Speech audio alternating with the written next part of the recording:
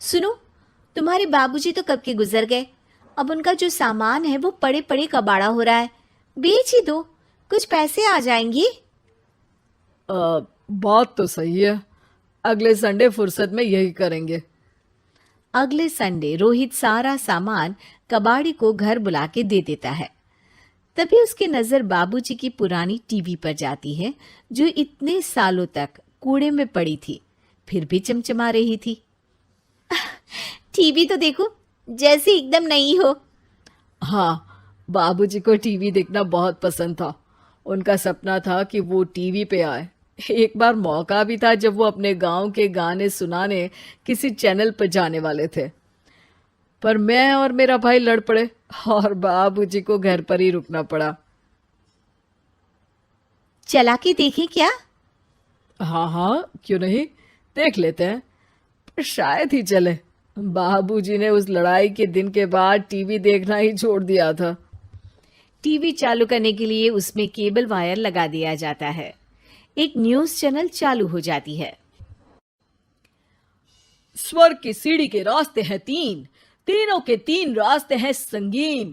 पहला रास्ता है सांप की बीन, दूसरा रास्ता घर में बिछा कालीन, तीसरा रास्ता कलकत्ता से चीन। ये क्या बकवास खबर है, कुछ अच्छा लगा दो। अरे आप बोलो तो सही, कोई अच्छी खबर सुना देता हूं। मेरा तो काम ही खबर देना है। अरे बाप रे, टीवी बात कर रही है। हाँ, ये न्यूज वाला मुझसे। हाँ हाँ, आपसे ही तो बात करूंगा ना, आपके घर में हूं तो। अरे, ये सपना है क्या? तुम हमसे बात नहीं कर सकते? अरे सपना नहीं भाई साहब, ये टीवी जादुई टीवी है। बोलो, क्या खबर सुननी है, वरना ब्रेक लेने का टाइम आ जाएगा। सुप्रिया घबरा के टीवी बंद कर देती है। वो क्या था? अरे एक बार और चालू करके देखे, फिर से बात करेगा तो चैनल बदल देंगे। सुप्रिया फिर टीवी चालू कर देती है। अरे ऐसा कोई मुंह पे टीवी बंद करके जाता है क्या? मुझे बुरा लगा आपका नेचर। चाय पानी तो पूछो। सुप्रिया टीवी के बटन से चैनल बदल देती है। अब टीवी पर एक फिल्म चल रही है। अरे ये तो सूर्यवंशम है ना? हाँ, और ये ठाकुर को जहर की खीर दे दी और उसको पता भी नहीं है। ए भाई, खीर मत पीना, उसमें जहर है, मत पीना। ठीक है महाशय, जैसा आप कहें। हाँ। अरे, आपकी बात मान ली, पूरी पिक्चर ही अब तो बदल जाएगी। मतलब ये सच में जादुई टीवी है? तभी वहां कबाड़ी आ जाता है। भैया, टीवी के 150 रुपए दूंगा, चलेगा? अरे 1.5 करोड़ में भी ना दे तुमको ये टीवी हम। अरे 1.5 करोड़ खरीदने को होते तो तुम्हारे घर में ये पानी चाय नहीं पीता, अंबानी या टाटा के घर बैठा कोल्ड कॉफी पीता। रोहित कबाड़ी का हिसाब करके उसे वहां से चलता करता है और अपने भाई शशिकांत को फोन लगा के बुलाता है। शशि थोड़ी ही देर में वहां पहुंच जाता है। क्या हो गया भैया? अरे बाबूजी का टीवी याद है?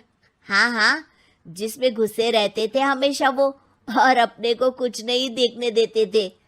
अरे वो अब जादुई टीवी बन गया है। भैया, आपकी बकवास करने की आदत अब तक नहीं गई।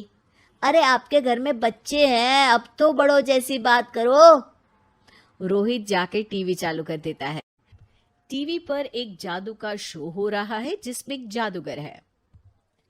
अब मैं अपनी टोपी में से कबूतर निकालूंगा। श्रिंग ब्रिंग शरिंग बम फोपा फुफी फुफा बाउ। टीवी से कबूतर निकलता है और शशिकांत के सर पर आकर बैठ जाता है। भैया, ये क्या हो रहा है? भैया इसे उड़ाओ। ए कबूतर, जा जा, कबूतर चल निकल। अब मैं टोपी में से सांप। सांप सुनते ही शशिकांत कांप जाता है और भाग के टीवी बंद कर देता है। भैया, सॉरी भैया, मैं समझ गया ये सच में जादुई टीवी है, पर एक बार और ट्राई करते हैं। पर भाभी, कोई दूसरा चैनल लगाओ हाँ, जिसमें डर ना लगे। सुप्रिया टीवी चला देती है और न्यूज लगा देती है। अरे कितने दिनों बाद मुझे याद आया। बताइए क्या खबर सुनाओ। और ये नया आदमी कौन है? ये मेरा भाई है शशिकांत। ओह यस, वही है ना जिससे तुम लड़ लिए थे किसी बात पे और तुम्हारे बुढ़ाओ पिताजी गुस्सा हो गए थे और टीवी को संन्यास दे दिया था। हैं? तुमको कैसे पता ये सब? इस टीवी में रहने वाले आदमी से लेकर कबूतर तक को तुम्हारे बाबूजी और तुम्हारी बातें पता है, इसलिए तो ये जादुई टीवी है। ये टीवी क्या कर सकती है वैसे? तुम जो मांगो दे सकती है। कहानी बदल सकते हो, खबर बदल सकते हो, कोई चीज मांग सकते हो। अरे भैया, ये टीवी मैं लेके जा रहा हूँ। बाबूजी का लाडला तो मैं ही था ना। अरे ऐसे कैसे? मैं बड़ा बेटा था। अब तक मेरे घर में टीवी थी ना। अब तक कहाँ गए थे पिताजी के लाडले? तुम्हारी गलती का एहसास भी है। अरे भैया, ज्यादा ना बोलो वरना भूल गए आपके दांत तोड़ दिए थे मैंने उस लड़ाई में। मेरी बीवी के सामने मेरी बेइज्जती करता है। रुक। दोनों भाई हाथापाई पे उतर जाते हैं। रुक, बताता हूं तुझे कि कौन बड़ा है। अरे छोटे का दम तो देख लीजिए आप। ये खबर आपके बाबूजी को देता हूं। तभी टीवी अचानक बंद हो जाता है। अरे, शायद टीवी नाराज हो गया। और लड़ लो, आए बड़े खली बनने।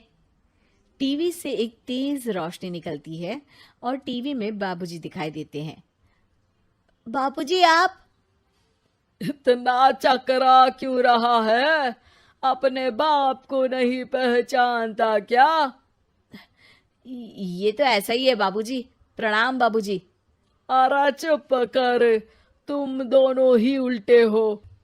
तुम्हारी वजह से मैंने टीवी में आने के सपने को छोड़ दिया, तुम्हारी लड़ाई की वजह से।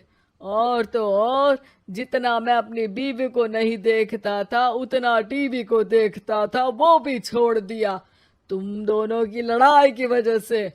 और अब मरने के बाद जब मैंने टीवी को जादुई टीवी बना दिया तो भी तुम इसका फल लेने की जगह लड़ रहे हो।